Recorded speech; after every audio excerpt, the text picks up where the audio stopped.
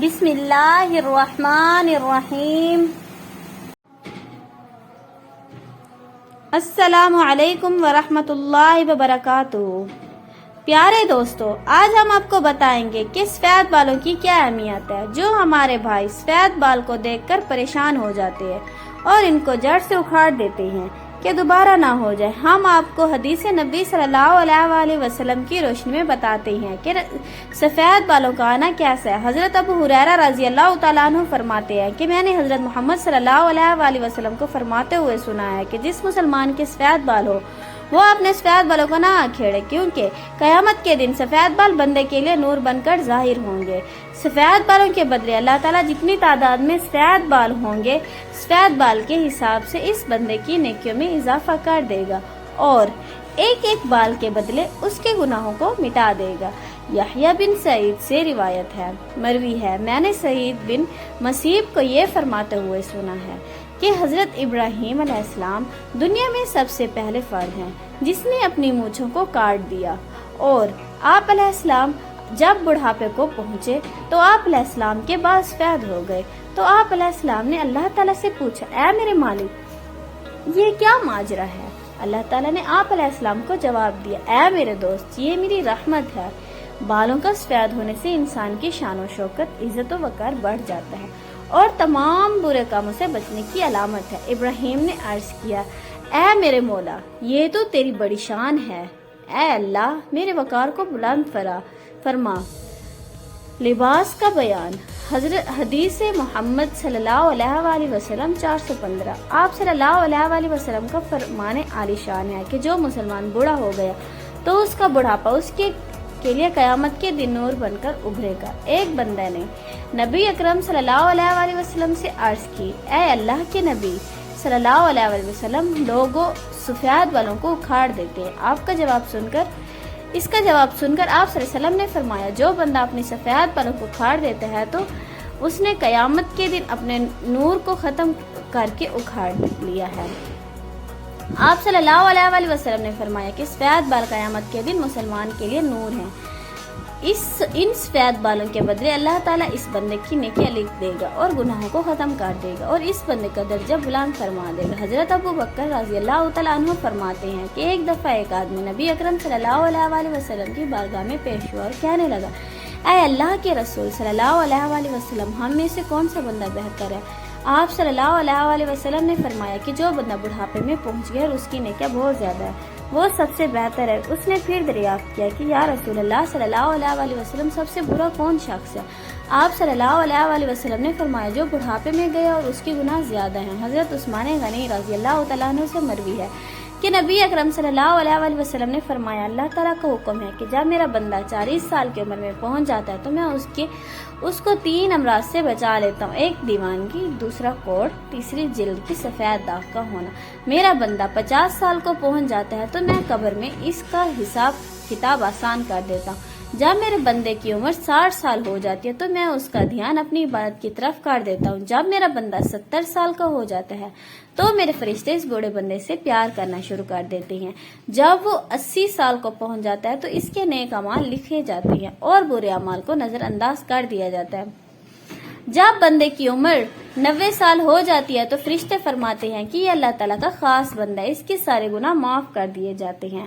اس سے مراد ہے کہ اس بندے کی عمر پوری ہو چکی ہوتی ہے اور روح کو اس کے جسم میں قید کر کے رکھا ہے، بس یہ وصال کے قریب ہے۔ جب بندے کی عمر بہت زیادہ ہو جاتی ہے تو اس کے ہوش و حواس قائم نہیں رکھتے، وہ جو منہ میں آتا ہے بول دیتا ہے، اس کو پتہ نہیں چلتا کہ وہ کیا کر رہا ہے، کون سے الفاظ بول رہا ہے۔ اس عمر میں اللہ تعالیٰ اس بندے کے جوانی کے سارے گناہ کو معاف کر دیتا ہے، اس سے کوئی غلطی بھی ہو جائے تو اس کو معاف کر دیتا ہے۔ توبہ کا دروازہ کھلا ہے۔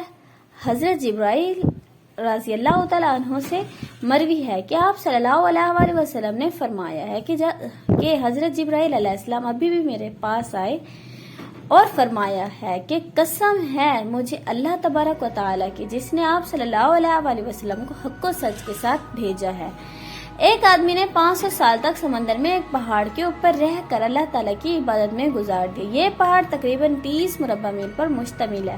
یہ پہاڑ کئی سینکڑوں میل پھیلے سمندر کے اندر واقع ہے۔ اللہ تبارک و تعالیٰ نے اس بندے کے لیے اس پہاڑ پر میٹھے پانی کا چشمہ عطا کر دیا جس کی دھار ہاتھ کی انگلی کے برابر ہے۔ اس پہاڑ کے پاس ایک انار کو اگا دیا جس پر ہر دن ایک انار لگ جاتا تھا۔ وہ بندہ پہاڑ سے نیچے آتا، انار سے پیٹ بھر کر وضو کرتا اور خدائے کریم کی عبادت میں مصروف ہو جاتا۔ جب وہ نیک بندہ کی موت کا وقت آیا تو اس نے اللہ تعالیٰ سے دعا کی، اے اللہ میری موت سجدے کی حالت میں آئے اور میرے جسم کو پاک صاف جگہ پر محفوظ کر دیا جائے، اور جب قیامت کے دن دوبارہ مجھے زندہ کیا جائے تو سجدے کی حالت سے زندہ کیا جائے۔ اللہ تعالیٰ نے اس کی یہ خواہش پورا کر دیا۔ ہم آسمانوں پر جاتے ہیں اور زمین پر اترتے وقت اس کو سجدے کی حالت میں ہی دیکھتے ہیں۔ روز قیامت جب اس شخص کو اللہ تعالیٰ کی بارگاہ میں پیش کیا جائے گا تو اللہ تبارک و تعالیٰ اس کو فرمائے گا، کیا میرے بندے میری رحمت سے جنت میں چلے جا؟ تو یہ بندہ سوال کرے گا، اے اللہ میرے نامہ اعمال کی وجہ سے مجھے جنت میں کیوں نہیں بھیجا جا رہا؟ 2 بار یہی قصہ ہوگا۔ پھر اللہ تعالیٰ فرمائے گا، جا بندے میری رحمت سے جنت میں چلے جا۔ یہ بندہ کہے گا، اے اللہ میرے عمل کی وجہ سے مجھے جنت کیوں نہیں عطا کی جا رہی؟ تو اللہ تعالیٰ اس سے فرمایا کہ تجھے جو نعمتیں میں نے عطا کی ہیں اس کا اور تیرے عمل دونوں کا حساب و کتاب ہوگا۔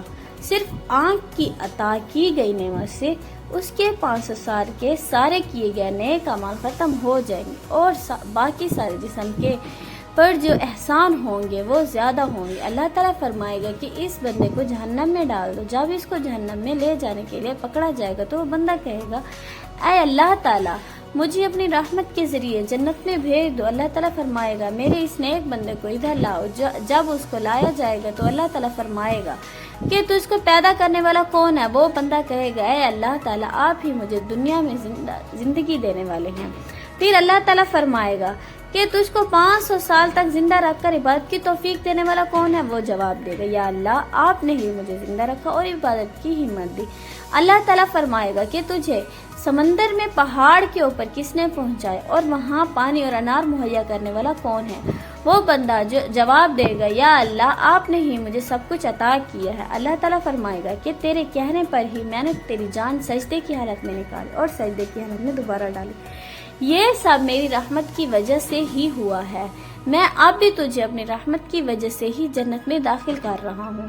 حضرت جبرائیل علیہ السلام نے فرمایا، اے اللہ کہ نبی صلی اللہ علیہ وآلہ وسلم دنیا اور آسمان میں جو کچھ بھی ہے وہ اللہ تعالیٰ کی رحمت سے ہے۔ خداوند کریم سے دعا ہے کہ ہم کو بھی اپنی رحمت سے جنت میں داخل کر دے، آمین یا رب العالمین۔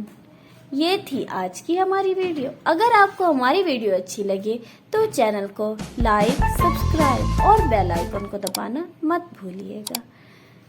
تھینک یو، اللہ حافظ۔